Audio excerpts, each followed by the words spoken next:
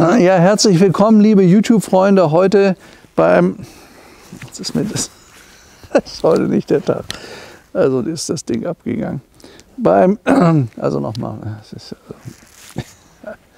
Luftschütz die dritte.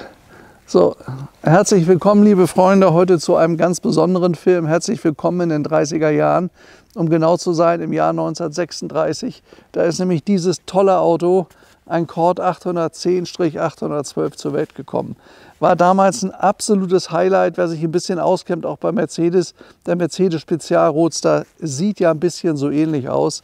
Das ist das entsprechende amerikanische Produkt und hat so viele Besonderheiten, hat so viele tolle technische Innovationen, dass wir jetzt mit dem Wagen mal fahren und euch das mal zeigen.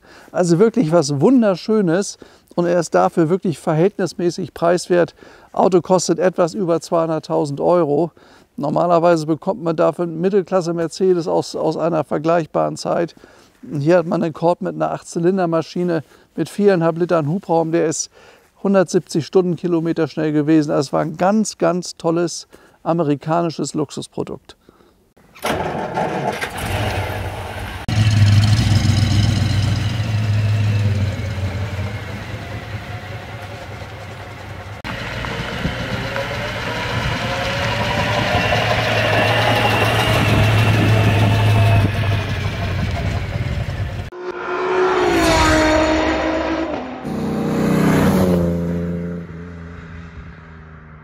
Übrigens dieses irre Armaturenbrett, was ihr sehen könnt, der Herr Cord war unter anderem auch in der Flugzeugindustrie zu Hause und es hat nie wieder bei einem Auto so eine tolle Instrumentierung gegeben wie in einem Cord.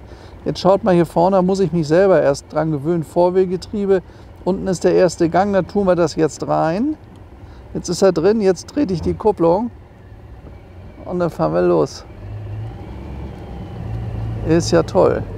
Jetzt fahren wir im ersten Gang mit unserem 8-Zylinder, ruckelt ein bisschen. So, wenn man jetzt den zweiten will,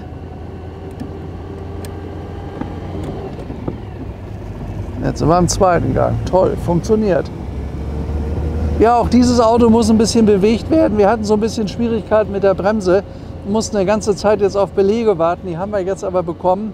Deswegen hat er ein bisschen gestanden bei uns. Jetzt können wir endlich fahren. Das Wetter passt ja. Ist übrigens ganz interessant.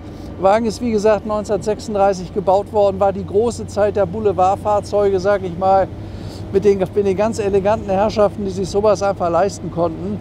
Dazu gehört auch dieser Cord. Unser Auto ist dann aus Amerika hier rüber gekommen nach Deutschland und ist dann von der Mercedes-Firma, sag ich mal, von der Mercedes-Firma Kienle in Stuttgart restauriert worden. Das zeige ich euch gleich mal. Wir haben eine komplette Akte dazu, bevor er dann längere Zeit in der Sammlung verschwunden ist.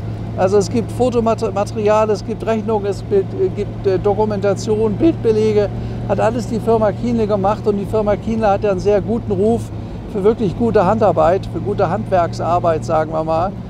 Ja, also für mich ist das hier ganz außergewöhnlich, so ein Auto bin ich noch nie gefahren. Ich habe mal ein Coupé verkauft, gab es ja auch als viertüriges Coupé dieses Auto. Oder sah aus wie ein Coupé, war eigentlich eine Limousine. Das Tolle ist, dass der zu der Zeit eine irre Stromlinienform hatte, dieser Wagen. Das ist das erste Auto mit versenkbaren Lampen vorne, hat es bis dato noch nicht gegeben. Und wie gesagt, diese große 8-Zylinder-Maschine mit 4,5 Liter Hubraum, das war eine echte Ansage. Aber so jetzt aufs Erste zum Fahren, fahren tut das schön. Ich werde auch gleich mal die Bremsen kontrollieren, ob die gut funktionieren. Ja, man muss beherzt zutreten, aber funktioniert. Ja, ich meine, dieses Armaturenbrett finde ich absolut einmalig. Schaut euch das mal an. Hier ist Standgas hier vorne. Choke hat er auch. Dann ist die Beleuchtung hier vorne. Das ist alles hier. Es sieht einfach toll aus. Dann dieses irre Metall, wie sie das hier gebaut haben. Auch die ganzen Instrumente. Wer die Flugzeuge der 20er, 30er Jahre kennt, der wird das wiederfinden. Unser Herr Cord hat übrigens im Jahr 1929 diese Firma gegründet. Und ihm haben also nicht nur die Firma Cord gehört, sondern auch die Firma Auburn, bekannt für die absoluten Luxusfahrzeuge in Amerika der 30er Jahre, und die Firma Duesenberg. Also ich glaube, die Firma Duesenberg ist wahrscheinlich die bedeutendste Firma überhaupt aus der Zeit in den USA. Die Autos kosten ja heute zum Teil mehrere Millionen Euro. Naja, und wenn man sich das hier so alles anguckt, also ist schon wirklich was Besonderes. Schaut euch mal das Thema Spiegel an. Ich habe immer bei Vorkriegsautos Probleme, einen Spiegel einzustellen. Guck mal hier, das ist ja Oberklasse gemacht, ne? Also das ist ja super gut, da kann man endlich mal hinten reingucken. Kannst das mehrfach verstellen und klappt, ganz edel und ganz klasse gemacht. Dann hier die wunderschönen, relativ feinen, edlen Fenster, die in Chrom gefasst sind. Also es ist ein total schöner Wagen. Oder hier dieser tolle ovale Spiegel. Also man hat hier, als man den Wagen gebaut hat, auf die kleinsten Details geachtet. Man kann sagen, das ist ein Kunstwerk. Das ist auch im Museum in New York of Modern Art. Gibt es 8 Fahrzeuge, die weltweit dort ausgestellt werden, weil sie sagen, es ist einfach so spektakulär. Er gehört dazu, ist einer von diesen 8 berühmten Autos. So, jetzt mache ich mal Folgendes. Jetzt mache ich mal einen dritten Gang rein. Habe ich gemacht, Kupplung treten. Jetzt mal, das ist ja super, das geht ja toll. Also das ist ein Vorwärtsgetriebe, habt ihr jetzt gesehen, ist für mich auch neu. Aber laufen tut er hier wirklich klasse. Also macht Spaß zu fahren. Jetzt haben wir natürlich auch ein bisschen Glück heute mit der Sonne.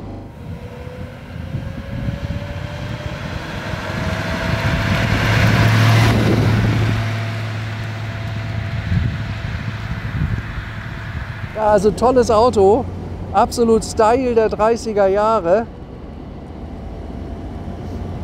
Also fahren tut er sehr, sehr schön. Man hat auch gut Platz hier vorne, ist ja eine durchgezogene Bank. Man sitzt hinter einem sehr, sehr großen Lenkrad. Das hat natürlich keine Servolenkung. Also man spürt da schon die 8-Zylinder-Maschinen da vorne. Aber guck mal, er hat auch, oh, der schiebt schön an. Also er kommt mir so aufs, also damals gab es ja die entsprechenden Kompressor-Mercedes, die 8-Zylinder, der kommt mir fast ein bisschen moderner und ein bisschen handlicher vor. Also war damals ein super modernes Fahrzeug. Man könnte fast meinen, der ist Ende der 40er, Anfang der 50er Jahre. Also die Form ist atemberaubend.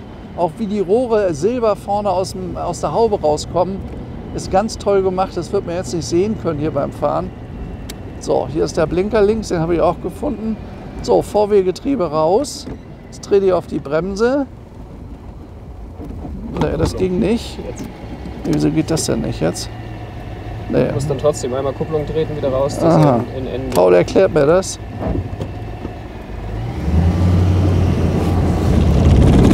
Das ist irgendwie komisch. Das hört sich nicht so gut an. Aber mir zieht das ein bisschen. Ich mache mal so ein bisschen auf hier. Ein bisschen zu. Ach ja.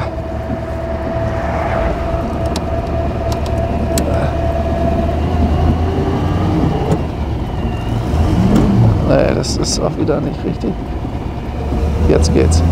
Also man muss sich an das Vorwärtsgetriebe ein bisschen gewöhnen. Aber ich glaube, wenn man sich daran gewöhnt hat, ist das eine tolle Geschichte. Jetzt machen wir mal hier runter. Ja, funktioniert. Wunderbar. Also fahren tut er sehr, sehr schön. Ich gehe mal davon aus, dass Kiel hier auch gute Arbeit geleistet hat. Machen die ja, kostet zwar immer gut Geld bei der Firma Kiel, aber bekommt aber dafür auch gute Arbeit. Und so ein Auto haben die, glaube ich, sehr, sehr selten in der Arbeit gehabt. Also ist was Besonderes hier. Toller Wagen. Naja, also eins steht fest, es gibt ja nur 200 Fahrzeuge, die da gebaut wurden. Von diesem Modell, das ist also sehr, sehr selten. Ich habe jetzt gerade kürzlich auf der Auktion wieder eingesehen, der ist auch für über 200.000 verauktioniert worden. Also wenn die Autos im Angebot sind, gehen sie auch weg. Sag mal, wir hätten unser Auto längst weiter gehabt. Problem ist nur gewesen mit den Bremsen und bis wir da die Teile aus den USA bekommen haben, es hat ein bisschen gedauert, haben wir aber bekommen.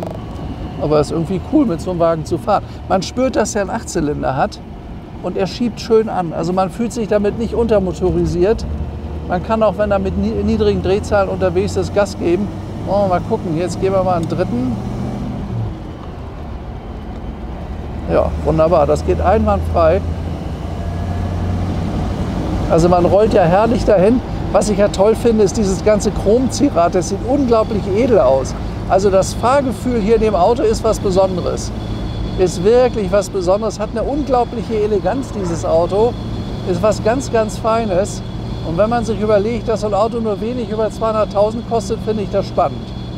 Da bekommt man ein Auto, was nicht jeder hat. Und fahren tut er gut. Also wer so ein bisschen was für amerikanische Fahrzeuge übrig hat, aus diesen großen, bedeutenden 30er Jahren, wo die tolle Autos gebaut haben, ist das hier ein ganz großer Wurf gewesen. Ja, unser Meister sagte schon, Stefan, das macht Spaß, den zu fahren. Kann ich bestätigen. Ist was ganz Besonderes. Muss da aufpassen, man merkt, dass der Gewicht hat.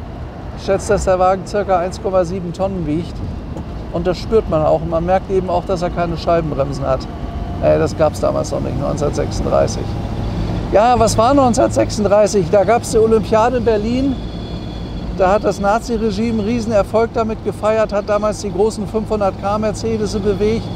Und da war das praktisch hier in Amerika das Pendant zu der Zeit. Genau zu der Zeit ist der Wagen gebaut worden. Gab es natürlich überhaupt nicht in Deutschland, ist nur in Amerika ausgeliefert worden. Ist ein US-Fahrzeug, aber hat heute seine Sammler und Leute finden so ein Auto wirklich gut. Ich muss sagen, er macht Spaß zu fahren. Hat auch eine relativ stabile Karosserie, ist ja ein Cabriolet. Wie ist das eigentlich hier mit dem Drehzahlmesser? Hier, ja, ah ja. Gut, der gerade Auslauf ist ein bisschen so, er hat ein bisschen Spiel, wie so ein Auto aus den 30er Jahren halt eben ist. Jetzt hoffe ich ja, dass der Blinker auch geht, da ist nämlich einer hinter uns, so ein Opel.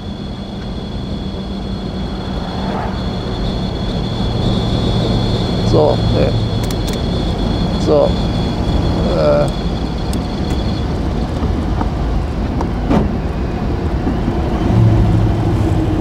So, dann wollen wir da runterfahren.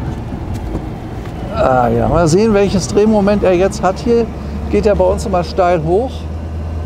Ja, schafft er aber gut. Fährt er richtig gut. Also ich bin hier schon mit Nachkriegsfahrzeugen mit Schwierigkeiten hochgekommen. Er macht das gut. Ölpressure hat er hier vorne ganz groß. Schaut mal hier, Öldruck. Drehzahl sind wir gerade eben erst über 1000. Ist ja wie gesagt eine großvolumige 8-Zylinder-Maschine, die fast 5 Liter Hubraum hat. Was wie ich finde eine ganze Menge ist.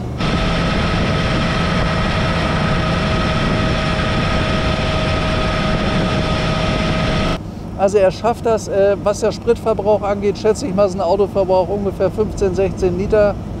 Aber man fährt ja nicht 160, also würde ich auch nicht empfehlen. Man fährt zum Wagen 100, 110. Ja, am Berg ist er hochgekommen. Weiß gar nicht, hat er auch Öl hier? Kann man da sehen, ob das Öl warm wird? Nee, hat er nicht. Ne? Hier Licht ist übrigens Mercedes-Schalter hier unten, das ist umgebaut, das ist eigentlich da. Da steht der Lights, aber er hat sich das dahin gebaut. Das ist ein Mercedes-Schalter vom 170S.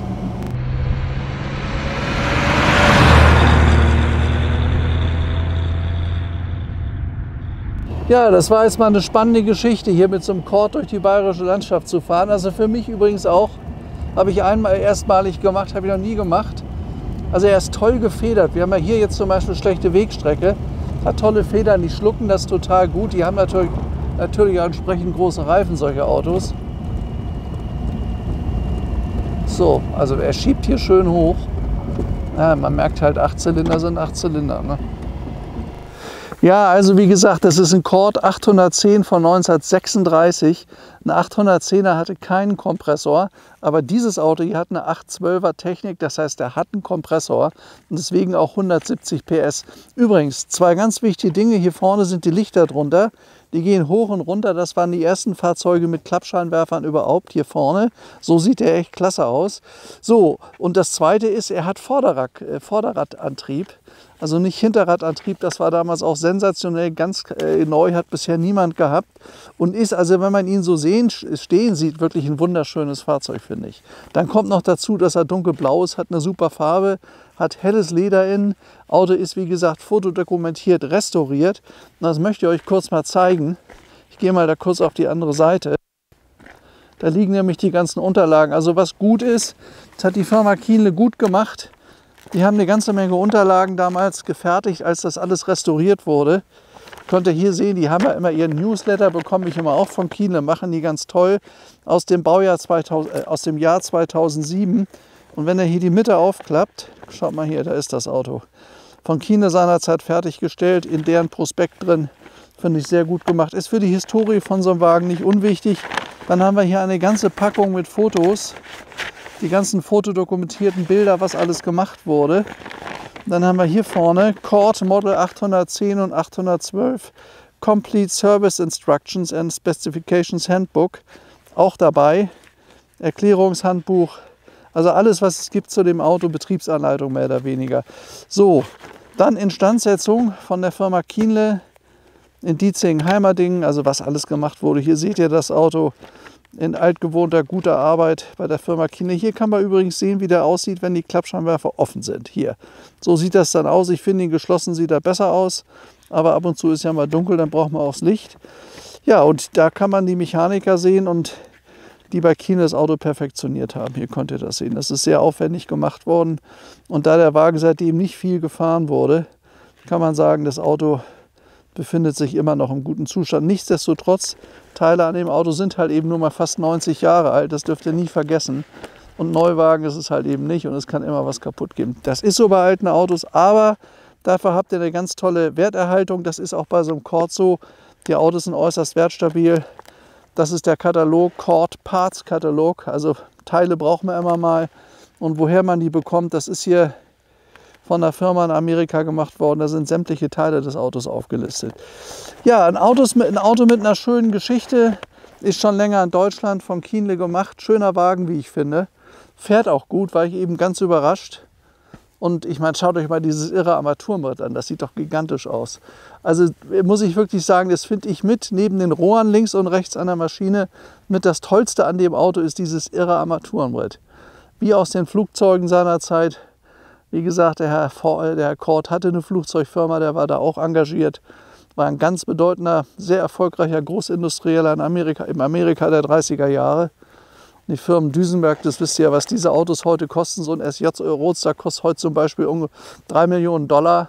Also richtiges Geld. Und ich finde, dafür ist so ein Cord unterbewertet. Ich bin der Meinung, dass der teurer sein müsste. Das ist bei den Kompressor-Mercedesen auch der Fall. Da kommen die Rohre aus der Maschine raus. Also Abgas wird nach hinten geführt. Läuft hier noch rein in die Kotflügel. Also das ist ganz edel gemacht. Schaut euch das mal an. Hier die Rohre. Dann hier noch mit Chrom drumherum geschraubt. Klasse gemacht. Das ist einfach eine Show, das Auto. Und ich finde, dass der Wagen auch optisch sehr, sehr gelungen ist. Schaut euch mal diese tolle Partie vorne an. Mercedes hat ja mal seinen Spitzenkühler gehabt. Das sieht ja ähnlich aus, nur ist völlig anders designt.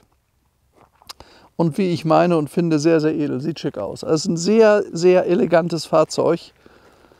Und man bekommt normalerweise für dieses Geld nicht so eine Klasse. Also ein 8-Zylinder aus den 30er Jahren, der so eine tolle Form hat. Chromfelgen, schaut euch das mal an, die sehen auch alle tipptopp aus.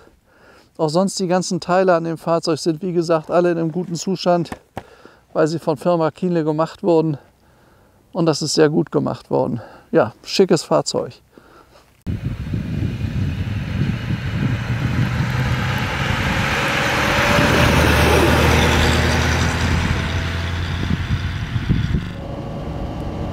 Aber das Gefühl, hier in diesem Auto zu fahren durch die bergische Landschaft, die ist da wirklich schön. Bergige Landschaft. Bergische Landschaft ist bei Köln. So, naja. Ja, ganz im Stil, im Schick der 30er Jahre ist das natürlich ein ganz besonderes Fahrgefühl. Man darf nicht vergessen, der Wagen ist mittlerweile 90 Jahre alt fast. Das ist eine ganze Menge. Und ich finde, dafür fährt er echt gut. Also für die Zeit ist er modern. Wir haben einen 380K Kompressor, der ist ungefähr aus der gleichen Zeit. Der fährt sich nicht so modern wie er. Was auffällt, ist, dass er sich viel, viel leichter bewegen lässt als deutsche Autos aus der Zeit. Also er fährt viel, viel leichter, er ist filigraner.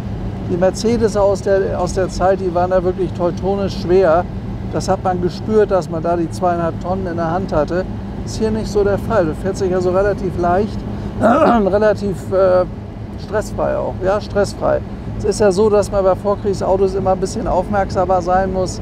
Da gibt es diese ganzen elektrischen Helfer überhaupt nicht, keine Servolenkung, gar nichts. Fehlt hier gar nicht richtig. Also man kann ihn gut bewegen, er fährt sich leicht, ist auch sehr, sehr gut gefedert. Angenehm zu fahren, das Auto, hätte ich gar nicht erwartet. Und ist ja wirklich schick, also da kann man nichts sagen. Tolles Design. Und ich finde, dass der Wagen unterbewertet ist. Also wenn man denkt, dass davon nur 200 gebaut wurden, müsste es ja von dem Auto, müsste ja viel mehr, müsste ja 500.000, 600.000 Euro wert sein, normalerweise. Da finde ich die etwas über 200 nicht viel. Bremsen geht auch. Also für ein Vorkriegsauto bremst er gut. Man muss halt ein bisschen stärker drauf treten, aber das ist in Ordnung. Ich schätze mal, dass er ungefähr einen 80-Liter-Tank haben wird. Könnt ihr hier sehen, die Tankanzeige. Die wackelt ein bisschen hin und her. Das war damals halt noch nicht so toll justiert. Müssen wir mal gucken, nicht, dass da jemand kommt. Ja, dann können wir gleich eingekuppelt im zweiten Gang weiterfahren. Jetzt fahren wir mal einen dritten, ne?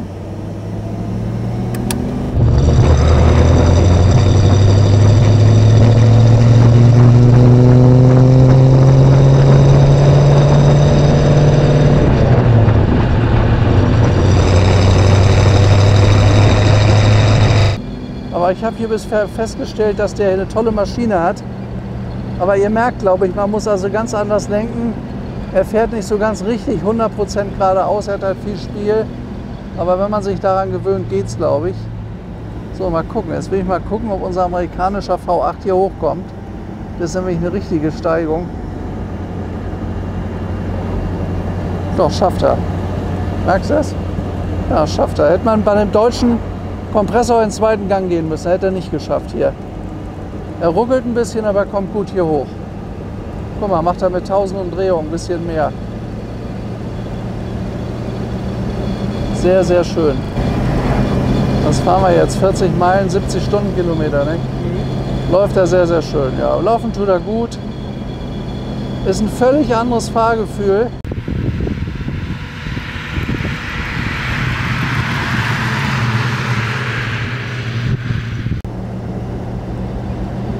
Und es zieht gar nicht mal doll in dem Auto. Ich meine, ich habe ja meinen Hut auf, der fliegt nicht weg und gar nichts.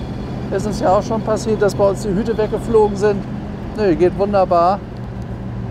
Also schöner Klassiker. Also da bekommt man für sein Geld eine ganze Menge Auto. Und dann noch 30er Jahre. Ich meine, tolle Zeit gewesen, was?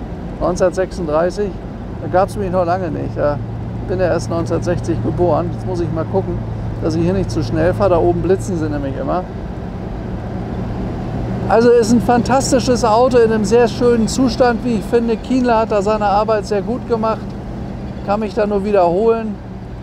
Ist auch toll, dass man sagen kann, das Auto war bei Kienle. Wir haben ja ein gutes Renommee, diese Firma, über sehr, sehr lange Zeit.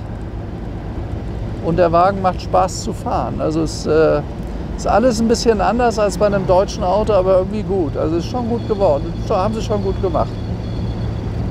Ja, das Auto steht in Beuerberg zu besichtigen. Also wenn ihr Lust habt auf den Wagen, meldet euch gerne bei uns.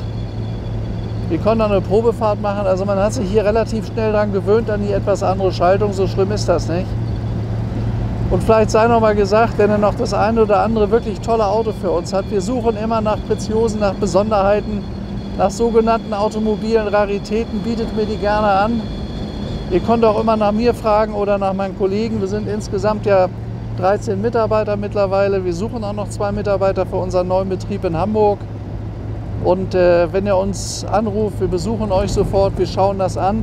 Ist auch so, wenn ihr nur mal eine Meinung von uns hören wollt, wir können euch auch eine Einschätzung geben, sagen, wir sehen den Wagen so und das ist die Qualität. Und wenn wir von euch keinen Auftrag erhalten, bleibt das diskret bei uns, dann passiert gar nichts. Also ihr könnt euch ruhig trauen, uns auch mal für einen Rat anzurufen, das machen wir auch sehr gerne. Und wenn es jetzt nicht ist, vielleicht in 10 Jahren. Mein Gott, wir wollen das noch länger machen. Wir sind ja auch schon, wie sicherlich einige wissen, 36 Jahre im Geschäft, also machen das schon sehr, sehr lange und stehen immer gerne für tolle Sachen an eurer Seite. Im Übrigen macht mir das Spaß. Also ich hätte ja nie gedacht, dass diese Filmerei mir so viel Spaß macht und jetzt fahre ich wirklich jedes Auto. Das habe ich früher auch nicht immer getan. Ich bin nicht immer jedes Auto gefahren. Jetzt machen wir das. Und ich kann euch sagen, es macht mir Spaß. Und ich habe die Absicht, das noch so lange zu tun, wie sie mir einen Führerschein lassen. Also ich hoffe noch sehr, sehr lange. Ja, hier ist Beuerberg. Da sind wir wieder nach Hause nach 15 Kilometern. Die waren ganz, ganz interessant, diese 15 Kilometer. Das erste Mal, dass ich einen Cord selber gefahren bin. Wir haben zwar schon einen verkauft, aber gefahren bin ich den damals nicht. Ja, was ihr hier sehen könnt, 8-Zylinder V, 4,5 Liter Hubraum, ein riesiger großer Vergaser mit einem relativ kleinen Luftfilter.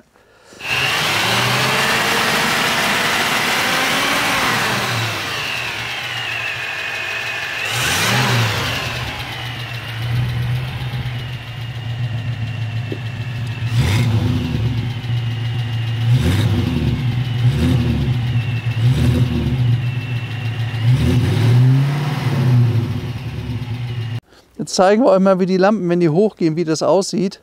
Also hier vorne vom Design alles ganz, ganz schick gemacht, finde ich. Sieht total futuristisch aus. Wenn man denkt 1936 mit diesen tollen Nebellampen da vorne in gelber Farbe. Schaut mal so, die muss man drehen und dann gehen die Lampen auf vorne. So zum Kurbeln ist das, ne? Ja, das ist eben nur Handbetrieb, also nicht elektronisch. So sehen dann die Lichter aus. Man kann also auch nur einen aufmachen, den anderen zulassen. Oder man kann halt eben beide hochfahren. So sieht das aus. Ist das erste Mal, dass man das in der Automobilindustrie gebracht hat. Hat es vorher noch nie gegeben. Ist wirklich was ganz Besonderes. Ach, das Licht ist sogar an. Hast du angemacht?